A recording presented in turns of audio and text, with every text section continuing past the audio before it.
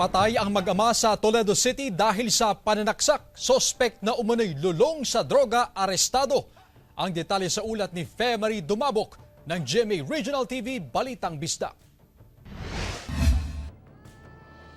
Natagpuan ang wala ng buhay at naliligo sa sariling dugo ang 18 anyos na si Zefania Edoloverio o mas kilala sa palayaw na Hani sa loob ng kanyang silid.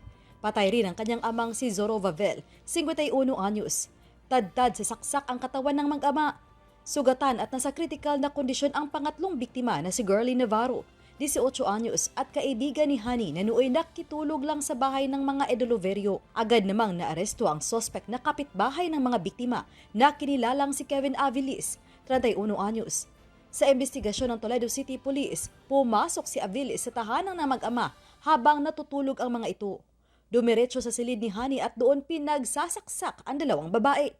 Nakuha pang sumigaw ng mga biktima kaya agad na sumaklolo ang ama na nakuha pang kunin ang kanyang baril. Subalit ayon sa pulisya, bago pa man magamit ang baril, ininda na ang nakakatandang Edoloverio ng saksak.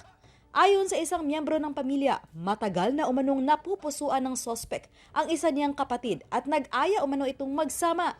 Bagay na hindi pinaboran ng ama na nagsampa ng kaso laban sa sospek. Sa karon nga kuan kana siya ibog kay na siya ni Sweetie. Ni Sweetie ibog kay na siya ni Sweetie. Nya sige siya anhi dire kay ganan lagi siya nga iya ipunan si Sweetie.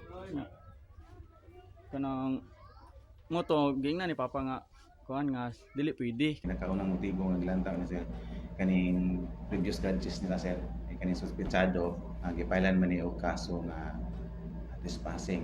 Ayon sa pamilya ng mga biktima, lulong sa droga ang sospek. Inihanda na ang kasong double murder at frustrated murder na isasampa laban kay Avilis. Mula sa GMA Regional TV, Balitang Bisdak, Marie Dumabok, nagbabalita para sa GMA Integrated News.